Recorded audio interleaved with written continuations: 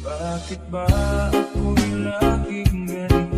Lagi akong di mo pinapansin. Para na lang akong Kamusta mga best friends, lalo na sa mga solid fans at supporters ng Rochelle, pasensya na po sa ating reaction, pansamantala dahil si Buboy TV po ay, di pa kaya mag-reaction live, dahil sa kailangan muna nating magpahinga at bumalik ang ating lakas, recovery after kung ma-hospital, salamat po sa mga nakakaunawa, at nasabi ko na din ito sa RORD Borloloys at Liza Nabal, salamat po. Buboy TV, ayan, support po ng kanyang channel kasi yun po ay kailangan po niya, syempre. Makalanda, mga kalingap.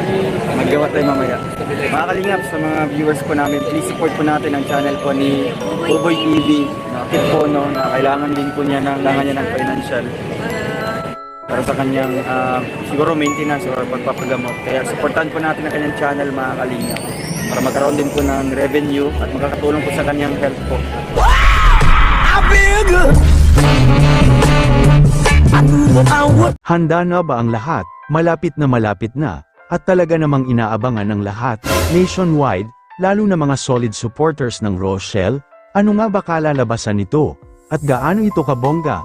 At ito ay talaga namang mag-viral, yan ang ating topic mga best friends, stay tuned. Rachel Morales, isang simpleng tao, nakilala bilang isang taong mahirap, ngunit di hadlang para lumaban sa buhay. Mapagmahal sa pamilya, mas inuuna ang pamilya, masipag, matalino, at di pabaya sa kanyang pag-aaral, walang sinumang tinapakang tao.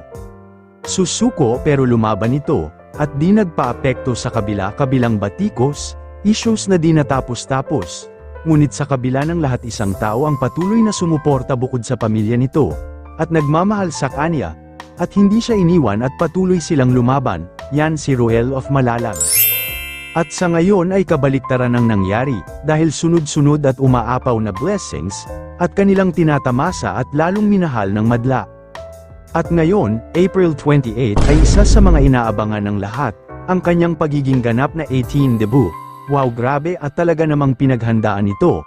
Nang matagal ang tanong ng marami gaano ito kabongga, yan ang ating pag-uusapan mga best friends, sa ating susunod na reaction. Kaya naman don't forget to subscribe, like, para updated ka pa sa mga ilalabas pa nating new updates. Marami pong salamat sa mga solid fans. Rochelle, kita-kits po tayo mga best friends next videos. God bless.